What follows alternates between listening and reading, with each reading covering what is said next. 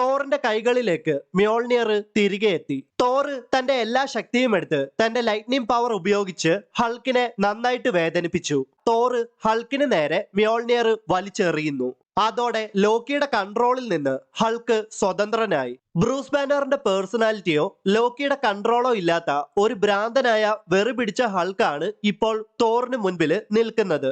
Hulk ബ്രൂട്ടലായിട്ട് തോറിനെ ആക്രമിക്കുകയാണ്. ഹൾക്കിന്റെ continuous ആയിട്ടുള്ള ആക്രമണത്തിൽ തോറിന്റെ വായിൽ നിന്ന് ചോര വന്നു. എന്നിട്ടും ഹൾക്ക് തന്റെ ആക്രമണം അവസാനിപ്പിച്ചില്ല. ഹൾക്ക് കണ്ടിന്യൂസ് ആയിട്ട് തോറിനെ ഹൾക്ക് സ്മാഷ് ചെയ്യുന്നു.